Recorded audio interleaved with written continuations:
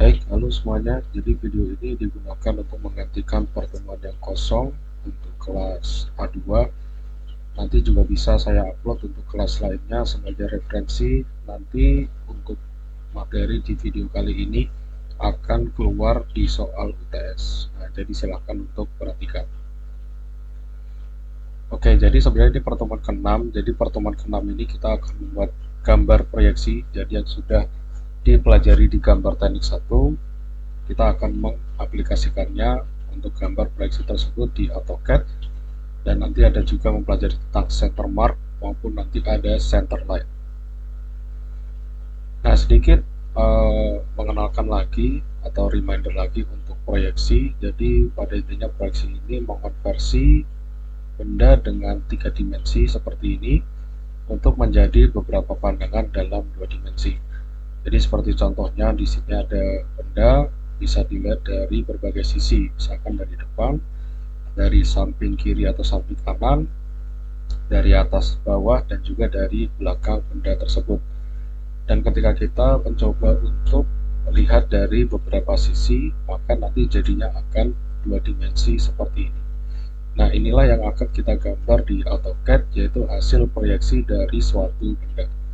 Seperti contohnya saja, kalau dilihat dari depan, maka yang kelihatan adalah permukaan yang biru ini.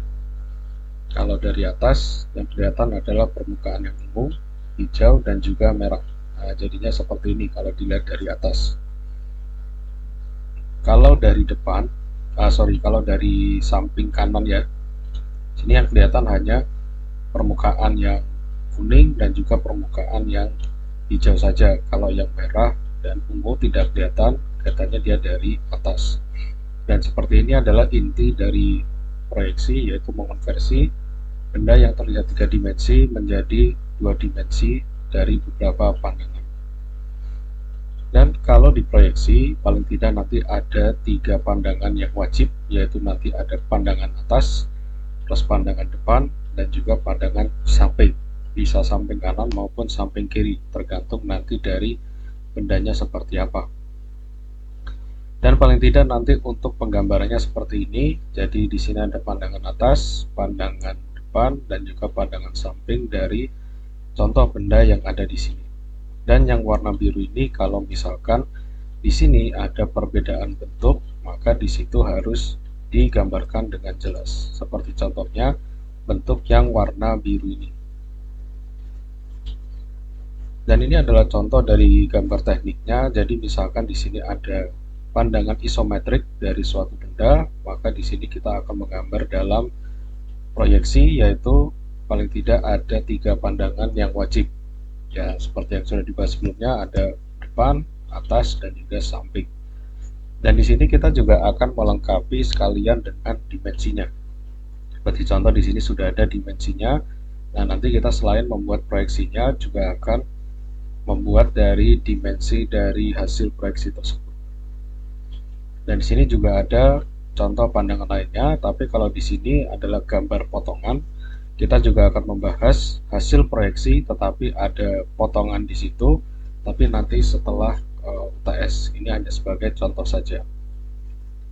Jadi nanti yang akan kita bahas ada benda yang seperti ini, atau istilahnya benda kotak atau biasa seperti itu ya, dan juga nanti ada benda silindris.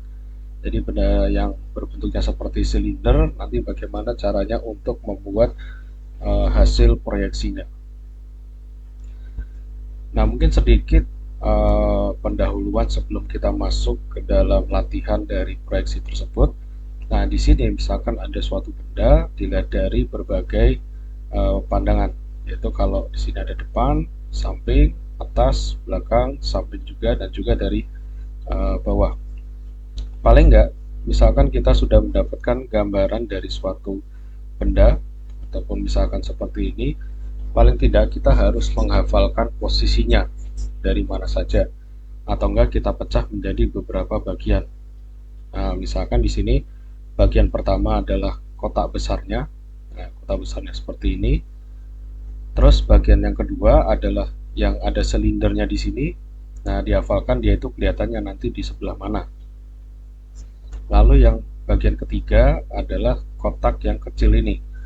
Jadi paling tidak kita harus hafalkan nanti jika dilihat dari berbagai sisi yang kelihatan itu yang mana saja. Berarti ada kemungkinan di sini di salah satu posisi atau pandangan itu nanti salah satu dari kotak kecil atau silindernya dia ada yang tidak kelihatan. Seperti itu. Nah, di sini kita akan latihan untuk proyeksinya. Pertama dari pandangan yang ini dulu. Dia kelihatan kotaknya dan juga kelihatan silindernya. Berarti paling tidak pasti kita akan melihatnya dari posisi depan. Maka ini adalah hasil proyeksi di pandangan A atau di pandangan depan. Terus yang kedua, nah di sini silindernya putus-putus. Nah, putus-putus itu artinya bentuk yang tersembunyi atau hidden. Berarti kita ada di pandangan yang secara tidak langsung tidak kelihatan silindernya, tetapi kalau di hasil proyeksi bisa juga digambarkan dengan garis putus-putus seperti ini.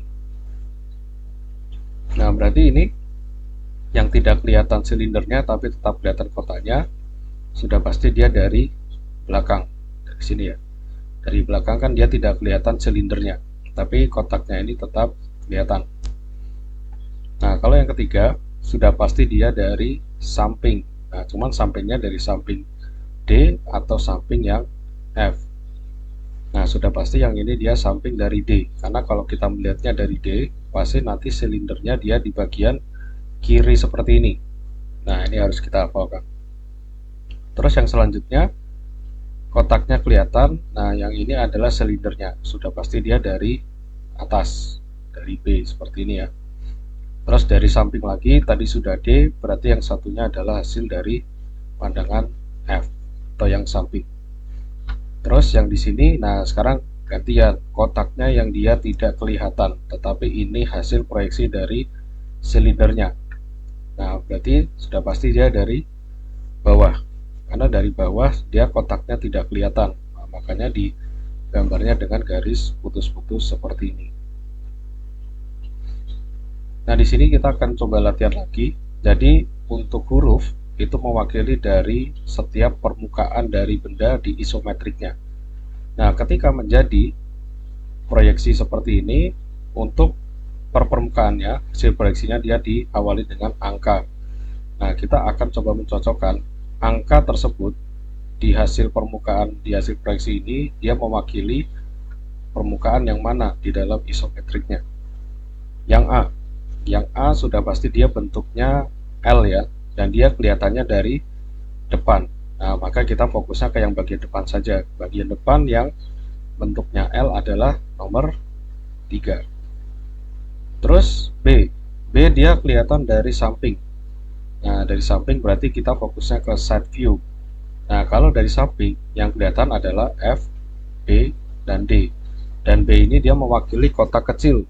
Nah, berarti dia ada di 6. Terus yang C. Nah, C kita fokusnya ke bagian depan lagi karena dia kelihatannya di front view. Nah, kalau di front view cuma ada 2 permukaan, 3-nya sudah, berarti C-nya adalah yang 4. Lalu D. D ini kelihatan dari samping. Nah, kita fokusnya ke side view lagi, ke samping. Berarti D ini dia sebelahnya dengan B. Nah, B tadi adalah 6, berarti D adalah 7 sebelahnya. Terus E. E ini dia fokusnya kita melihat dari atas. Nah, dia kelihatannya dari atas. Nah, di atas ini ada yang permukaan kecil, ada yang permukaan besar. Nah, di sini cuma ada 2 permukaan, berarti sudah pasti yang E itu adalah nomor 1. Kalau F, dia kelihatannya dari samping. Nah, sudah pasti dia nomor 5 ini. Dan terakhir untuk G, dia adalah permukaan besar yang ada dari pandangan atas, yaitu di sini adalah nomor 2. Nah, seperti itu untuk mengidentifikasi suatu hasil proyeksi dari benda yang ada di isometrik seperti ini. Jadi kita fokus saja dia kelihatannya di bagian depan, bagian samping, atau bagian yang atas. Oke, sekarang kita akan latihan lagi. Jadi di sini ada pandangan atas, depan, dan juga samping. Dan di sini sudah diwakili oleh huruf untuk setiap permukaannya. sekarang yang pertama kita fokus ke atas dulu. Untuk permukaan yang kecil, sudah pasti kalau kita lihat dari atas yang kelihatan adalah yang D. Lalu selanjutnya permukaan yang bentuk L seperti ini, kalau kita lihat dari atas adalah permukaan yang B. Lalu selanjutnya sudah pasti yang di sini adalah yang C. Terus dari depan, nah dari depan yang sini yang ada tanda panahnya ini, itu yang besar adalah F dan yang kecil adalah E. Nah ini yang bentuknya segitiga, yang kecil. Terus kalau dari samping, yaitu dari sini berarti ya, yang kelihatan adalah B dan juga A. Nah nanti ada beberapa kasus seperti ini. Jadi nanti satu permukaan dia bisa kelihatan di beberapa pandangan. Nah contohnya kalau B ini dia kelihatan dari atas dan juga kelihatan dari samping seperti ini. Satu lagi, nah di sini mulai sudah ada rongga ya atau lubang seperti ini. Nah untuk pandangannya, yang ini adalah atas, kita lihat dari atas, yang ini dari depan, yang ada tanda panahnya ini. Lalu yang bentuknya L seperti ini dia kelihatan dari samping. Oke, nah sekarang yang atas, nah berarti yang pertama adalah yang persegi panjang kecil ini. Nah di sini ada tanda putus-putus, garis putus-putus seperti ini. Itu menjelaskan kalau kita lihat dari atas, itu rongganya yang kotak ini dia tidak kelihatan. Nah tetapi nanti dia digambarkannya adalah seperti ini. Berarti ini adalah untuk permukaan yang D. Lalu yang bentuknya seperti U kebalik ini adalah G ya. Lalu di bagian depan sudah pasti yang paling besar ini permukaannya adalah yang E. Lalu di bagian bawah di sini ada 3 permukaan ya, ada A, F, dan juga B. Kalau dari samping tinggal permukaan yang C seperti ini saja.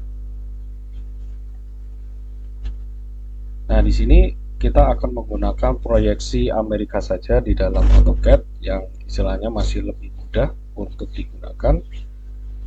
Nah jadi penggambaran untuk proyeksi Amerika nanti paling tidak ada 3 hal yang harus diketahui. Nah jadi kita lihat dulu untuk kuadrannya. Jadi kuadran pertama di sini, kuadran kedua di sini, kuadran ketiga di sini, dan kuadran 4 ya di sini seperti itu. Jadi nanti yang merupakan pandangan utama saat membuat proyeksi selalu dikerjakan dulu dari pandangan depannya, yaitu dimulai dari kuadran 3 seperti ini. Lalu setelah itu untuk pandangan atasnya dia di kuadran 4 dan pandangan sampingnya dia ada di kuadran 2. Jadi sesuai dengan posisinya seperti ini.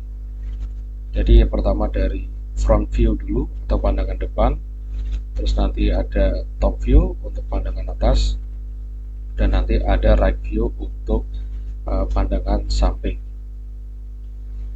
Nah, jadi di sini saya akan menjelaskan untuk urutan penggambarannya.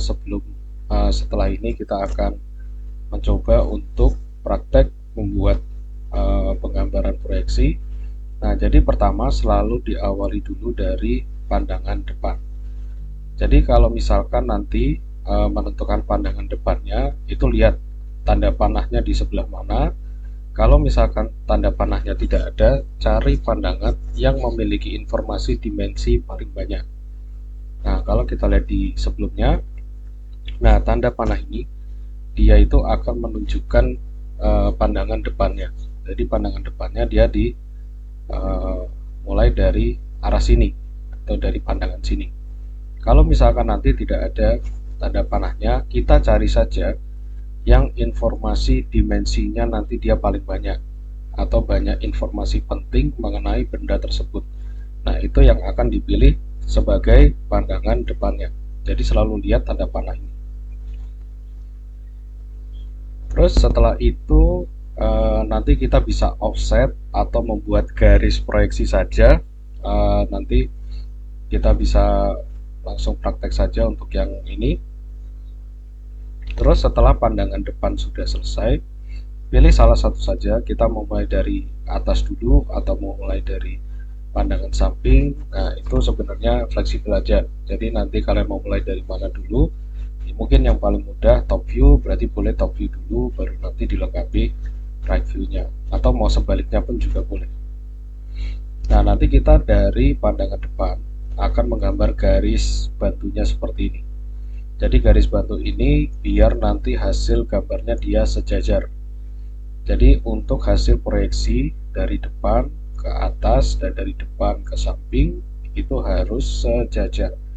Makanya nanti kita akan membuat garis bantunya, yaitu garis putus-putus seperti ini.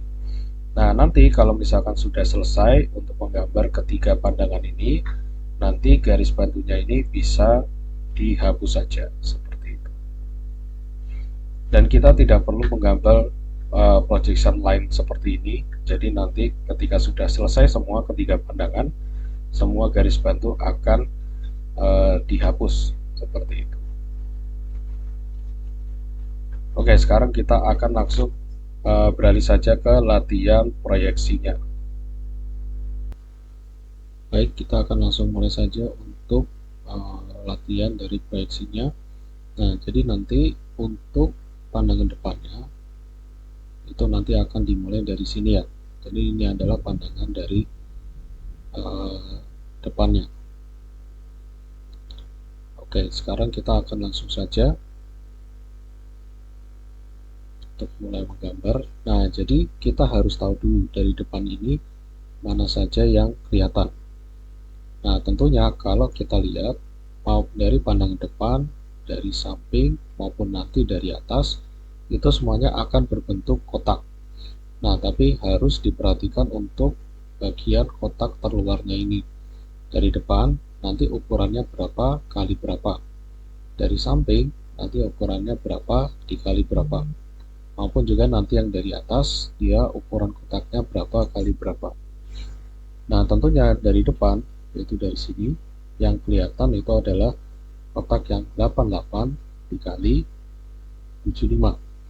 Nah, kita langsung saja untuk menggambar. Di sini adalah 88, lalu ke atasnya dia 75,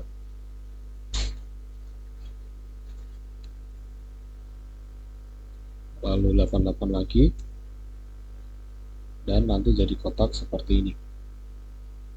Oke, ini saya pindah ke sini saja.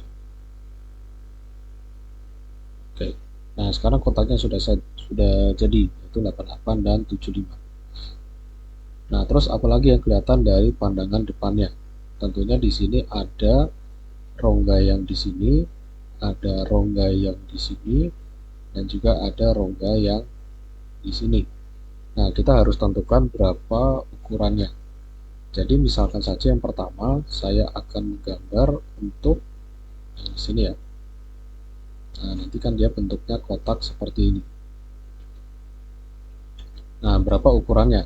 Ukurannya adalah dari bawah dia 20 dan dari sebelah kiri dia jaraknya adalah 38.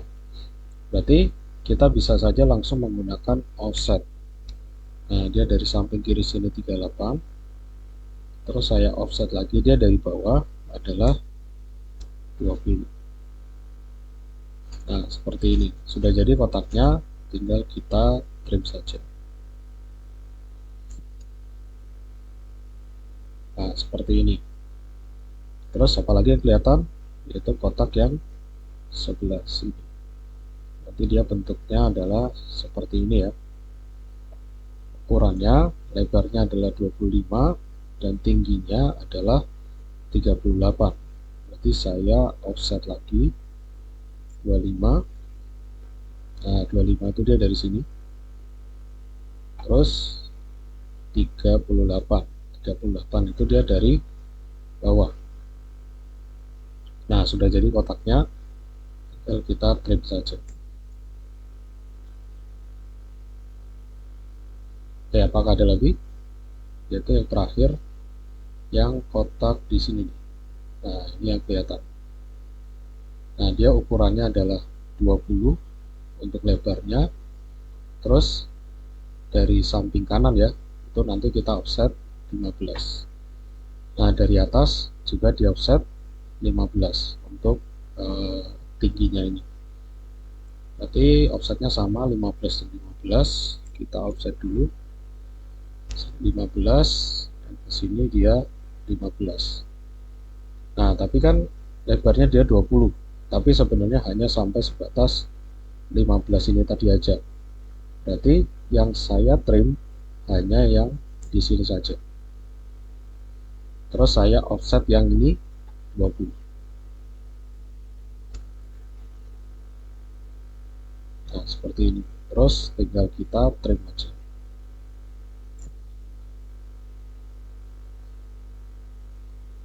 Oke, nah sudah jadi untuk pandangan depannya.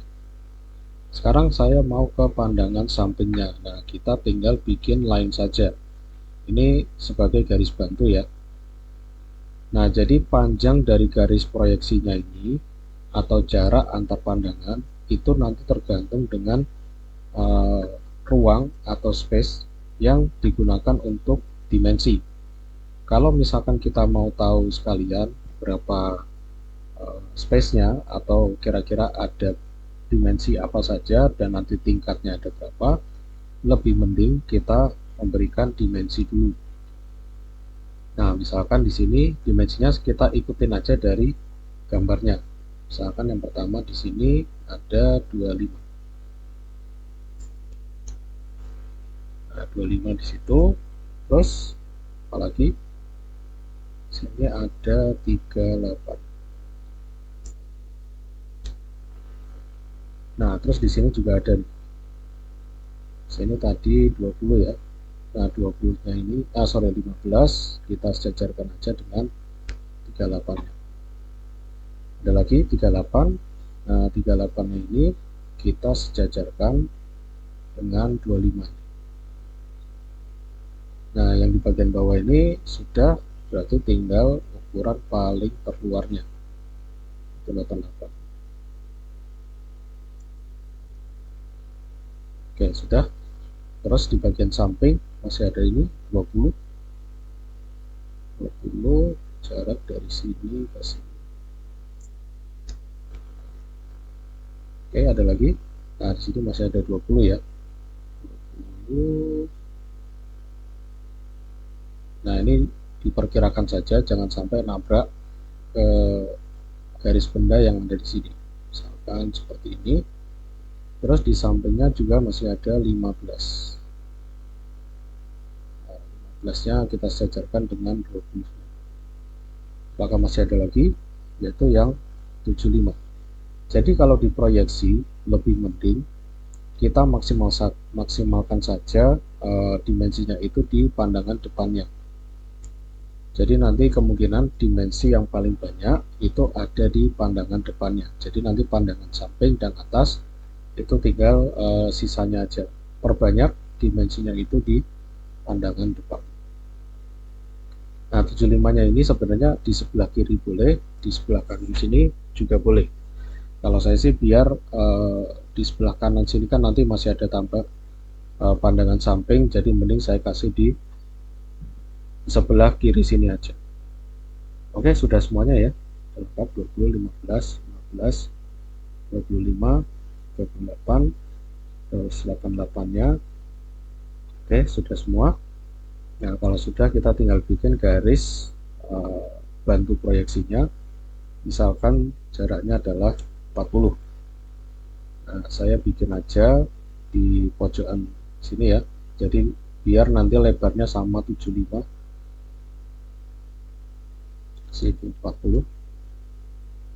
Nah, di sini saya sarankan garis bantunya itu di beri warna yang berbeda ya dengan garis bendanya. Jadi biar nanti kita tahu nanti yang dihapus itu yang mana saja.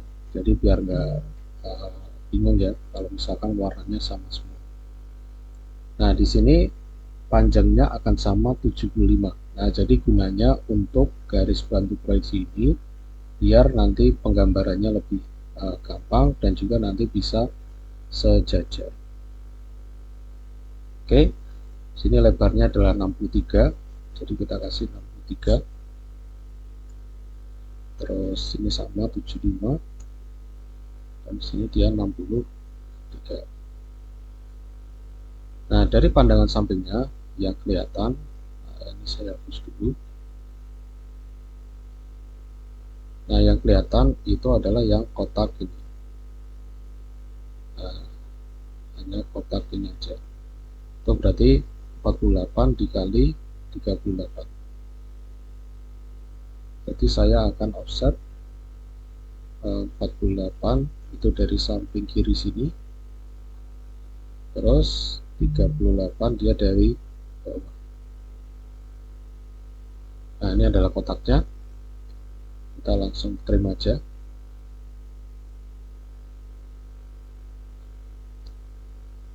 Oke, nah pandangan sampingnya ini, ketika misalkan dimensinya yang sudah ada di pandangan depan tidak perlu lagi ditambahkan di pandangan selain yang pandangan depan.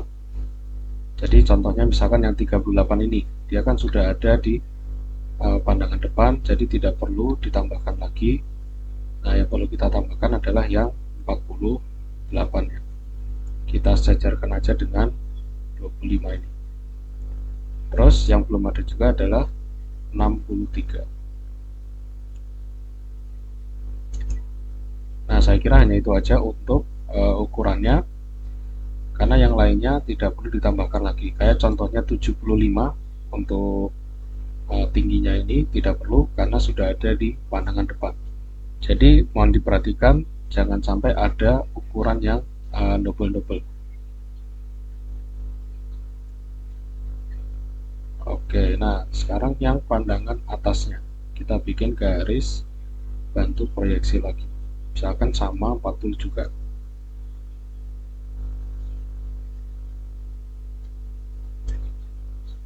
Sorry.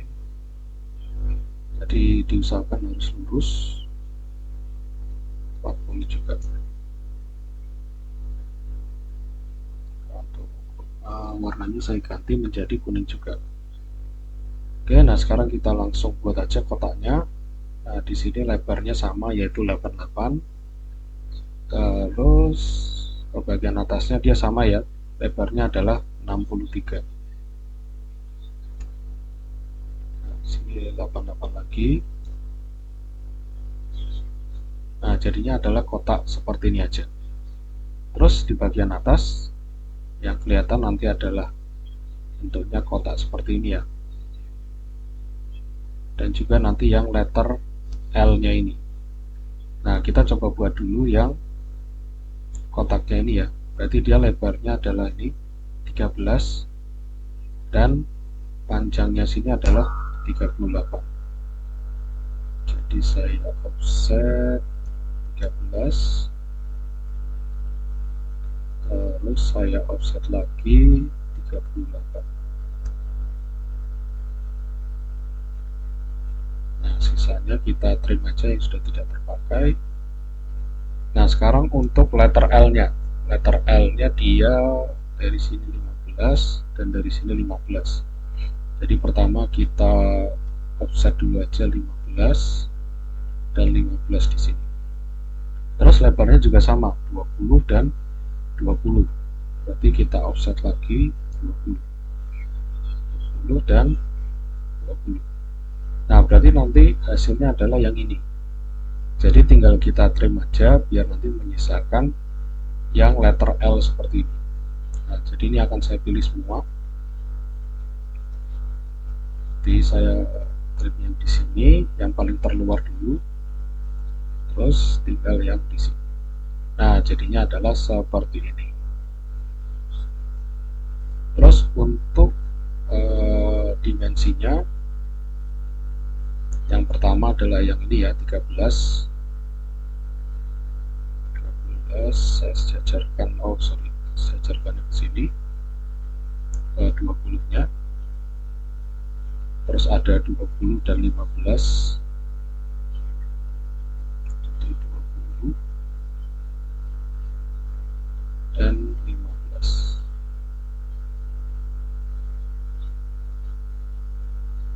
terus di sini ada 50, walaupun memang tadi kita tidak memerlukan, tapi kalau di soalnya ada, kita tambahkan aja. Nah, 50-nya saya sejajarkan dengan 75. Terus untuk yang 88 dan juga 63 itu tidak perlu karena sudah ada di pandangan lainnya, jadi tidak diperlukan. Terus untuk yang 20 dan 15 ini pun juga tidak perlu karena di pandangan depan dia sudah ada. Atau kalau mau pilih salah satu aja. Misalkan pengennya yang 20-15 itu di bagian atas, pandangan atasnya tidak apa-apa. Jadi kita pilih yang di pandangan atas. Jadi pilih salah satu aja, tidak usah ada dimensi yang dia double atau ada di banyak pandangan. Nah, seperti itu. Jadi misalkan yang di sini mau dipindah ke atas pun juga nggak apa-apa, itu diperbolehkan.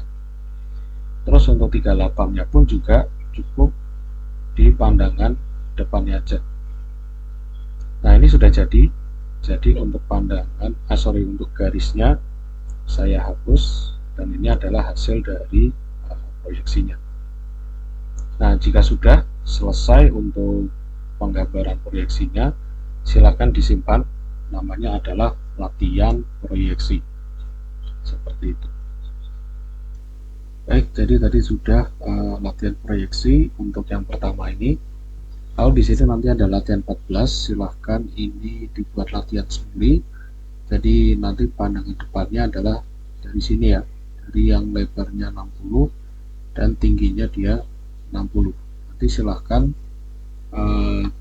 dibuat untuk hasil proyeksinya dari depan, dari sini, terus ini dari samping, dan ini dia dari atas. Nanti silahkan dicoba sendiri. Nah, jadi untuk yang latihan 15 dan juga 16 ini nanti kita akan mempelajari ada center mark dan juga ada center line. Nah, jadi pertama center mark itu kalau misalkan nanti di dalam hasil proyeksi ada lingkaran 360 derajat seperti ini. Nah, biasanya nanti di sini untuk lubang ya. Jadi misalkan kalau yang di latihan 15 ini untuk lubang yang diameter 40 ini. Nah, nanti untuk hasil proyeksi yang ada lubangnya seperti ini wajib untuk ditambahkan center marks. Nah, contoh center marks adalah seperti ini. Dia adalah garis sumbu yang untuk menunjukkan bahwa ini merupakan suatu lubang. Nah, nanti letaknya ada di annotate dan nanti di sini untuk center marknya. Nanti habis ini akan saya praktekkan untuk menambahkan center mark. Lalu yang di latihan 16 ini kita mulai proyeksi untuk benda silindris. Nah, jadi untuk benda silindris di sini wajib untuk menambahkan garis center line. Jadi garis center line ini untuk menunjukkan bahwa gambar ini itu merupakan benda yang silindris. Nah, kalau tidak silindris, maka di sini tidak perlu ada center line. Jadi ketika menggambar proyeksi suatu benda yang silindris, wajib untuk menambahkan yang namanya adalah center line. Nah, center line ini nanti letaknya ada di sebelahnya center mark. Nah, jadi nanti silahkan untuk mencoba yang latihan 16 juga dan juga latihan 15. Tapi nanti saya akan menjelaskan dulu bagaimana cara penggunaan center mark dan juga center line. Oke, baik, jadi untuk kali ini saya akan mempraktekkan bagaimana cara penggunaan untuk center marks dan juga center line. Nah, misalkan saya di sini punya kotak ukurannya misalkan 50 dikali 50, hasilnya juga sama 50 juga, dan menjadi kotak seperti ini. Nah, misalkan saya mau membuat untuk yang diameter 30 misalkan. Nah, nanti kalau hasil proyeksinya seperti ini dan di sini ada lingkaran di mana menunjukkan suatu lubang, nanti perlu ditambahkannya center mark. Nah, center mark itu ada di tab sebelahnya home ini. Jadi di sebelahnya home ini ada insert dan ada annotate. Nah, jadi nanti letaknya ada di bagian annotate. Oke, jadi untuk center marknya, jadi nanti tinggal langsung ditambahkan saja seperti ini. Nah, kalau misalkan yang 2010 AutoCAD-nya, nanti coba dicek dia ada di bagian mana. Tapi kalau misalkan mau menggunakan shortcut, itu langsung saja di sini dituliskan center mark. Nah, jadi di sini juga bisa menggunakan shortcut, yaitu di sini tuliskan langsung saja center mark. Nah, di sini kita langsung klik saja untuk garis lingkarannya. Nah, maka di situ akan ditambahkan center mark. Cukup mudah untuk menambahkan center mark. Lalu selanjutnya, misal di sini saya punya suatu benda, misalkan silindris ya. Nah, misalkan saja seperti ini.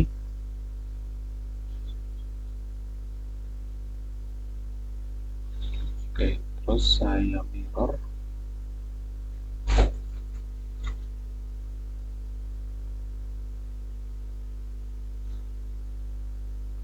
Oke, nah jadi kalau misalkan ini adalah suatu proyeksi dari benda silindris, maka di bagian tengahnya ini dia harus ditambahkan center line. Untuk center line itu kalau misalkan di 2017 ada di sebelahnya center mark. Nah, di sini untuk center line. Tapi kalau misalkan menggunakan shortcut, ketikkan saja center line. Lalu klik.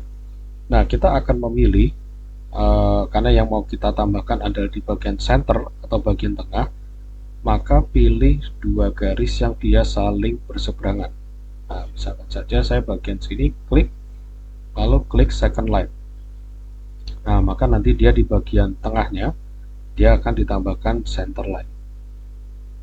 Terus di sini kan kurang panjang karena di sini dia harus melewati semua bagian dari bendanya. Itu tinggal kita klik aja untuk center line-nya, terus klik yang bagian tanda panahnya. Nah, untuk menggeser paling tidak untuk center line-nya itu dia sudah melewati semua bagian dari hasil proyeksinya atau bagian benda. Oke, jadi itu untuk penggunaan dari center line dan juga center mark. Nanti silahkan untuk digunakan mengerjakan latihan 15 dan juga latihan 16.